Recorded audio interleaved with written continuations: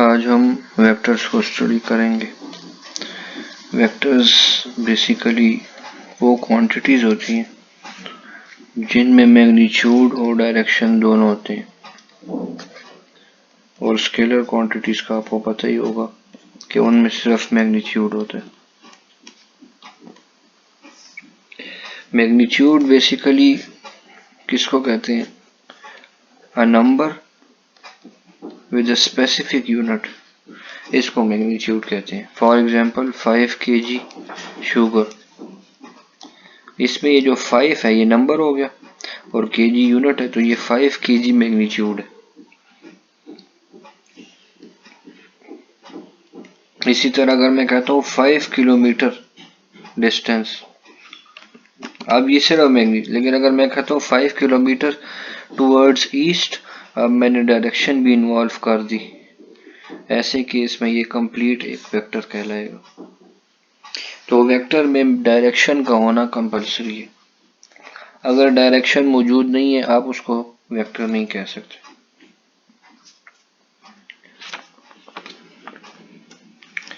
जैसे मैं कहता हूँ कि डिस्प्लेसमेंट और डिस्टेंस, अब ये दो डिफरेंट क्वांटिटीज हैं, हालांकि यूनिट दोनों का सेम है, इसका भी यूनिट मीटर है, डिस्प्लेसमेंट का यूनिट भी मीटर है, लेकिन ये स्केलर क्वांटिटी है और ये वेक्टर है। बिकॉज डिस्टेंस की कोई डायरेक्शन नहीं होती, लेकिन डिस्प्लेसमेंट की डायरेक्शन होती है। कैसे? Shortest distance. शॉर्टेस्ट डिस्टेंस का मतलब क्या है? फॉर एग्जांपल आपके पास एक पॉइंट ए है और एक पॉइंट बी है। अब पॉइंट ए से पॉइंट बी जाने के बहुत सारे रास्ते, एक ये रास्ते, एक ये रास्ते, एक ये रास्ते। आपने ए से बी जाना है ना, आप कोई भी पाथ फॉलो करें, ये सारे डिस्टेंसेस हैं, लेकिन ये जो सबसे शॉर्टेस्ट डिस्टेंस है ये वाला, दिस इज कॉल्ड डिस्प्लेसमेंट। अब देखें ये डायरेक्शन डिपेंडेंट हो गया ना, इसको हम परपेंडिकुलर डिस्टेंस भी कहते हैं, 90 डिग्री पे जो डिस्टेंस होता है। तो डायरेक्शन इन्वॉल्व है, इसलिए displacement is a vector quantity and distance is a scalar quantity. इसी तरह अगर मैं बात करता हूँ स्पीड और वेलोसिटी की, तो स्पीड एक स्केलर क्वांटिटी है और वेलोसिटी एक, स्पीड स्केलर है, वेलोसिटी वेक्टर है। अब स्पीड क्यों स्केलर है? बिकॉज स्पीड का फार्मूला होता है डिस्टेंस डिवाइडेड बाय टाइम, तो इसमें डिस्टेंस इन्वॉल्व है और डिस्टेंस खुद एक स्केलर क्वांटिटी है, इसलिए ये स्केलर रहेगी। और जो वेलोसिटी है वो डिस्प्लेसमेंट डिवाइडेड बाय टाइम है, तो डिस्प्लेसमेंट जिस क्वांटिटी में इन्वॉल्व हो वो भी वेक्टर होगी, बिकॉज डिस्प्लेसमेंट खुद भी वेक्टर है। तो the rate of change of displacement is called velocity. तो जैसे डिस्प्लेसमेंट एक वेक्टर क्वांटिटी है, वेलोसिटी भी एक वेक्टर क्वांटिटी।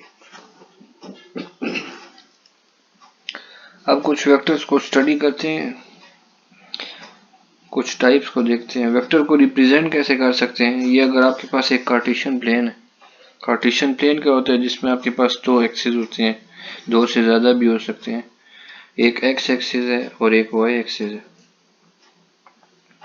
अब इसके ऊपर कोई भी वेक्टर आप इस तरह ड्रॉ कर सकते हैं। अब वेक्टर की बहुत सारी टाइप्स होती हैं,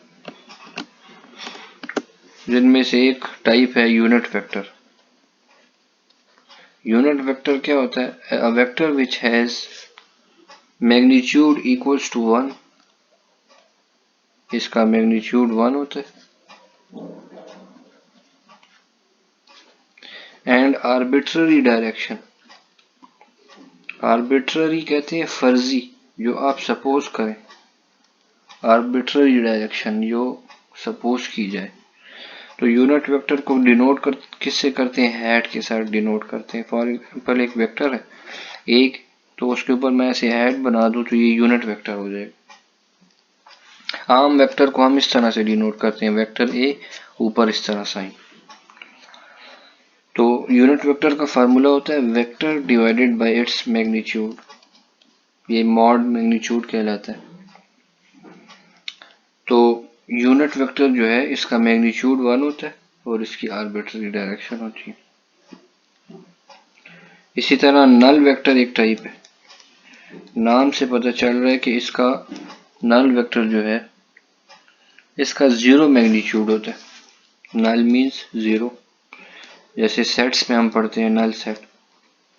तो नल वेक्टर वो वेक्टर है जिसका जीरो मैग्नीट्यूड है लेकिन डायरेक्शन इसकी भी आर्बिट्ररी है। याद रखें हर वेक्टर की डायरेक्शन होती है, चाहे वो नल वेक्टर हो चाहे कुछ भी हो, बेशक इसका मैग्नीट्यूड जीरो होगा लेकिन डायरेक्शन जरूरी है, बिकॉज विदाउट डायरेक्शन कोई क्वांटिटी वेक्टर नहीं हो सकती। इसी तरह रिजल्टेंट वेक्टर है।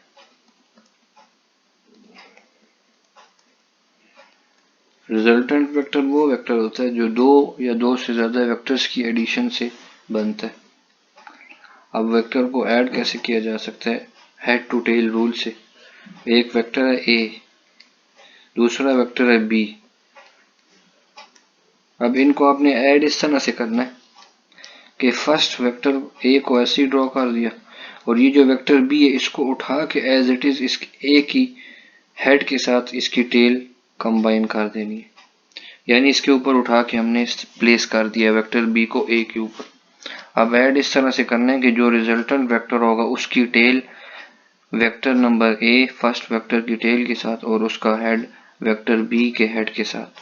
ये रिजल्टेंट वेक्टर है r is equal to A plus B. इस तरह से हम दो वेक्टर्स को ऐड करते हैं। फिर अगर हम किसी वेक्टर का नेगेटिव फाइंड करना चाहते हैं, नेगेटिव ऑफ अ वेक्टर, एक वेक्टर है ए, तो अगर मैं इसका नेगेटिव फाइंड करना चाहता हूँ तो मैं इसकी डायरेक्शन सिंपली अपोजिट कर दूंगा। ये नेगेटिव ऑफ वेक्टर होता है।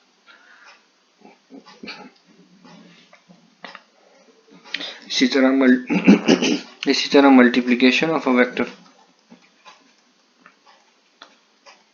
मल्टीप्लिकेशन इस तरह से अगर एक वेक्टर ए है आपके पास और आपने 3a फाइंड करना है तो इसको 3 टाइम्स आपने इंक्रीज कर देना है।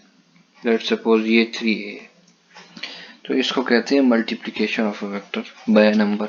एक नंबर के साथ हमने वेक्टर को मल्टीप्लाई, फिर वेक्टर्स को आपस में मल्टीप्लाई करते हैं, उसके लिए डॉट और क्रॉस प्रोडक्ट होता है, वो हम नेक्स्ट लेक्चर में इंशाल्लाह डिटेल से स्टडी करेंगे।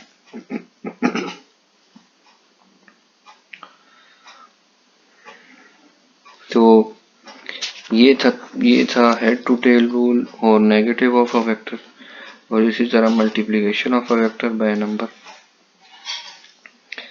अच्छा, अगर कोई वेक्टर है आपके पास, उसके दो कंपोनेंट्स हैं x और y, तो इनका अगर मैग्नीट्यूड फाइंड करना है तो मैग्नीट्यूड फाइंड करने का मेथड ये है कि आपने उन कंपोनेंट्स, इनको कंपोनेंट्स कहते हैं, इन कंपोनेंट्स का आपने स्क्वायर ले लेना है और आपस में इनको ऐड कर देना है और स्क्वायर रूट ले लेना है। इस तरह से हम मैग्नीट्यूड फाइंड करते हैं। इस पर हम डिटेल से नेक्स्ट लेक्चर में डिस्कशन करेंगे कि कैसे किसी वेक्टर का मैग्नीट्यूड फाइंड करते हैं, कैसे उसकी डायरेक्शन फाइंड करते हैं, कैसे वेक्टर्स को रिजॉल्व करते हैं और रेक्टेंगुलर कंपोनेंट्स की एडिशन कैसे करते हैं, यानी यूजिंग रेक्टेंगुलर कंपोनेंट्स वेक्टर्स को कैसे ऐड करते हैं। इस पर हम डिटेल से नेक्स्ट लेक्चर में डिस्कशन करेंगे।